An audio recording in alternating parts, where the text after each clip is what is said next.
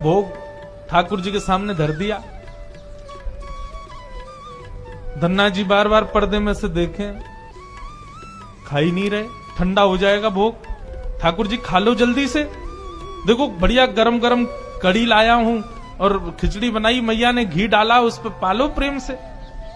बहुत देर हो गई ठाकुर जी नहीं पाए तो धन्ना जी वहीं लेट गए। बोले आप नहीं पाओगे तो मैं भी नहीं पाऊंगा, मैं भी भूखा ही रहूंगा फिर।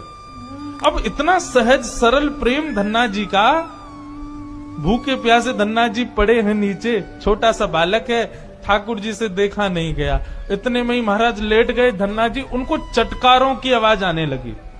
चटकारे जैसे कोई आदमी को ज्यादा स्वाद आए तो अपनी उंगलियां चाटता है ना, तो जब चट चट आवाज आती है चाटने पर, ऐसे चटकारों की आवाज आई। धन्ना जी बोले ये चटकारे कहां से आ रहे हैं? जैसे ही पीछे देखा पर्दा खोल करके तो नन्हे से बाल गोपाल प्रकट हो गए हैं और धन्ना जी के सुंदर प्रसाद को स्वीकार कर रहे पा रहे हैं। असली शालिग्राम नहीं थे धन्ना जी के, पत्थर की सेवा करते थे, लेकिन भाव और विश्वास इतना ठाकुर जी के प्रति, ठाकुर जी प्रकट हो गए। अब धन्ना जी थोड़े बड़े हो गए तो घर की गैयाएं चराने जाते थे और अपने ठाकुर जी को जेब में धर के ले जाते थे।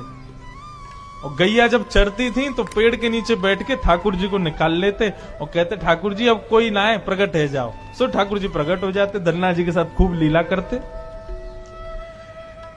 एक दिन ठाकुर जी ने धन्ना जी से कहा आज गाय चराने नहीं जाओगे? बोले आज हमारी बुआ जी आई हैं, घर में बहुत सारे मेहमान आए, आज हम नहीं जाएंगे।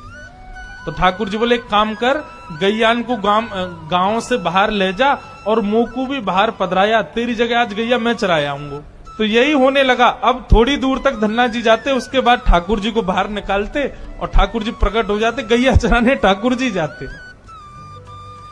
आज 11-12 साल हो गए, वो संत आए जिनके शालिग्राम जी की सेवा थी। संत जैसे आए, धन्ना जी ने प्रणाम किया, जय हो मेरे गुरुदेव, गुरु जी के चरणों में प्रणाम। गुरु जी आपने ऐसे ठाकुर जी प्रदान किए, मेरा तो जीवन उत्सव हो गया।